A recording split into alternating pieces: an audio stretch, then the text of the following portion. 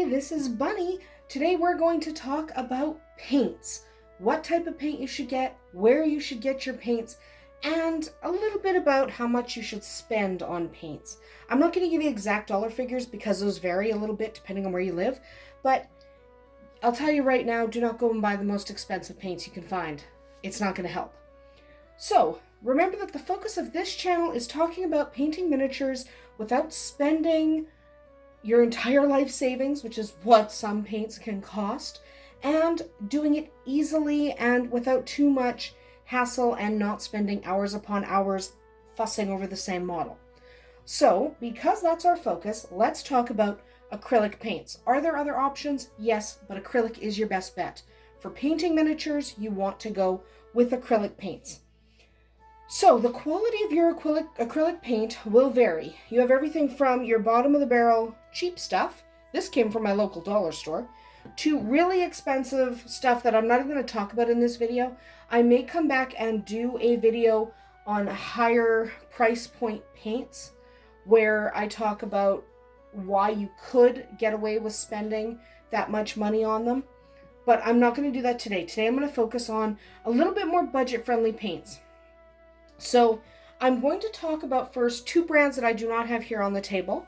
One is Pro Acryl and the other is Reaper. These are both good for beginners. They don't really need much thinning. They typically can be used right out of the bottle. The problem is going to be they cost a little bit more.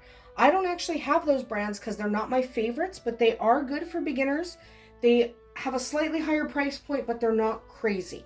So Reaper and Pro Acryl are both quality paints that you could decide that you'd like to invest in. So let's go a little bit cheaper though.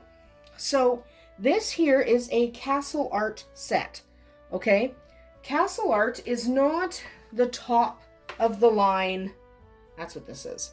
Castle Art premium quality acrylic paints. 48 different colors. Obviously some of the colors are missing because I've used them up. But Castle Art is not the top. It's also not the bottom. Okay, it's kind of a mid-range paint. There are other brands that are mid-range. So a mid-range paint is probably going to be what you start with. So this entire set was less than $50 for me. It's a quality paint without spending a lot of money. So again, it's like a mid-range paint. Is it the best of the best? No. It's also not the worst of the worst. It'll get you started. The only downside to kind of these mid-range paints is they may need some thinning. They might be slightly too thick, and that's not necessarily the worst thing in the world to have paints that are a little bit too thick, because you can always thin them out. So they might be a little bit too thick and require some thinning. I will do a separate video on thinning. I'm not going to talk specifically about thinning. I'll explain what it is in a minute, but I'm not going to do a video that's specifically on thinning today. Now, you can go the other end and you can go really, really cheap. So this came from my local dollar store. If you frequent your local dollar store, you might have seen these. These are actually not horrific. They are thin, okay? So if you are gonna go cheapest of the cheap, which is going to be your dollar store paints, you know, it can be like $2 to $3 for this entire bottle. The only downside is they might be really thin. They might be too thin for you. They might require multiple layers. So you do want to check them out if you're on a budget. Be prepared to have to go buy something a little more expensive. But yes, I actually do use these. You'll notice I have them in the metallics. I've got the silver and the gold. So for me, I find those cheap metallic paints actually work really well. Okay? They actually do work really well. Then you have kind of a little bit low end, but not super low end. So Sargent Art is not bad.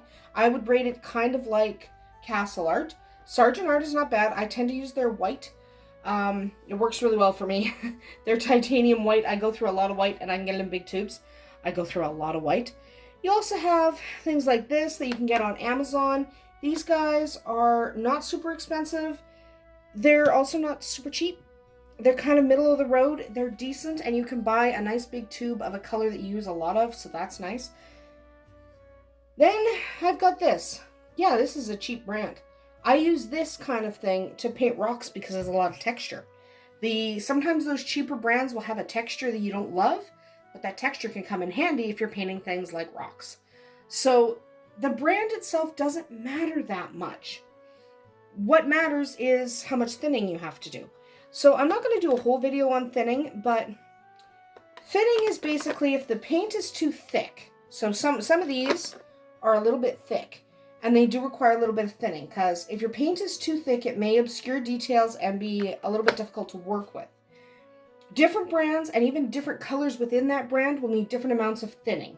So if you stick with something like a Pro Acryl or a Reaper, you may not have to thin at all. They come out of the bottle pretty well. They are more expensive. You'll pay for that. The cheaper paints you may have to thin, and that's fine. You can thin either using just water, or a thinning agent. I don't recommend thinning agents only because they're expensive. You can thin with water. It's a little bit of a trial and error process, but you're painting miniatures for yourself. You have that time to do a little bit of trial and error. So it's absolutely fine to thin with water. I typically do thin with water. Okay? I'll do a full video on thinning at some point. I'm not going to do it today.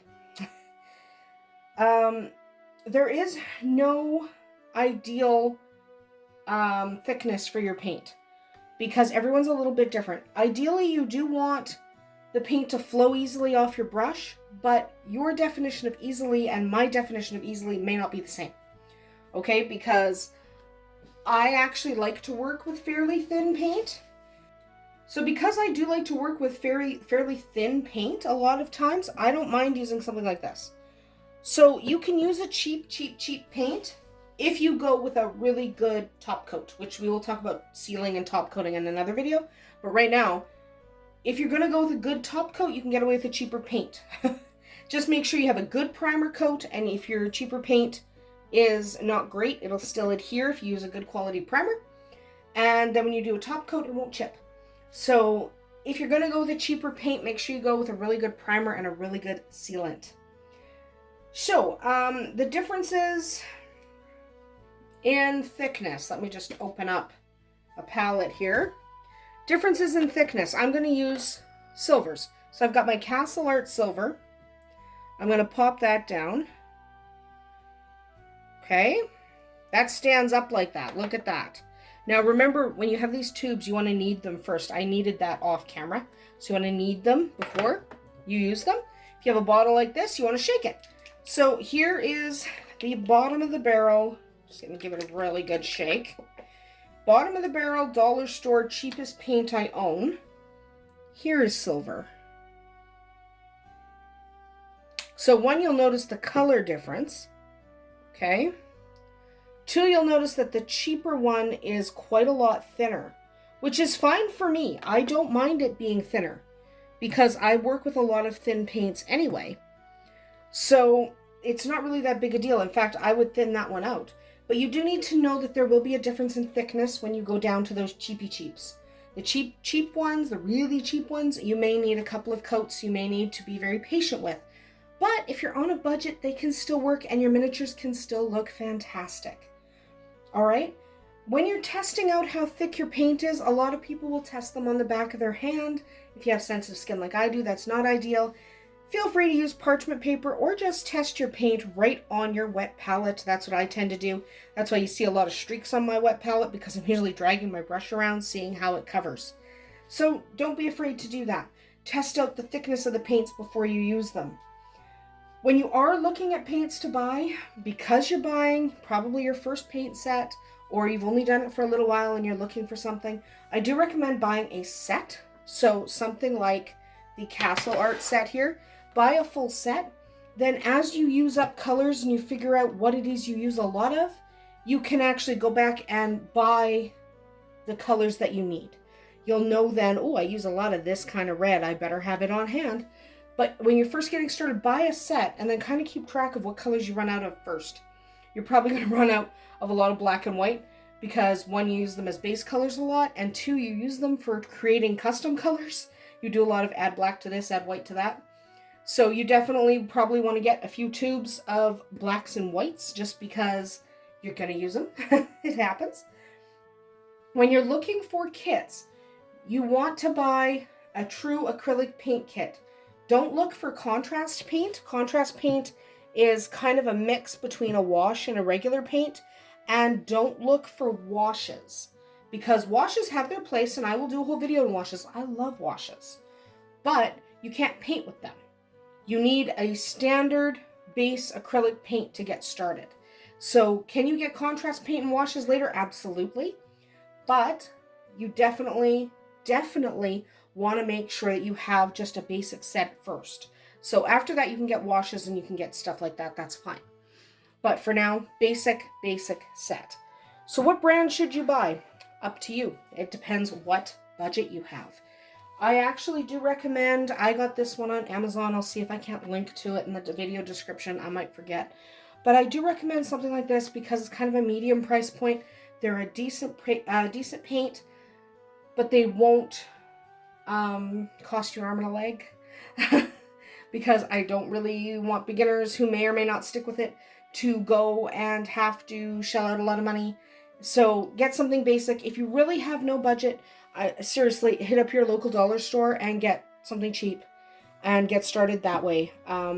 Spend your money on your primer and your sealer instead of on your paint. Even though that sounds counterintuitive, the paints are the most expensive part of painting miniatures. They are even more expensive than minis sometimes, though minis can certainly cost a lot.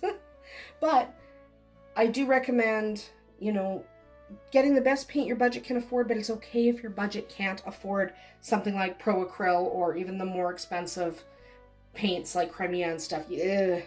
It's okay if you can't afford that. You can still paint beautiful miniatures even using a bottom of the barrel discount paint. So that is about it for today. I hope you'll be back with us next time. Bye!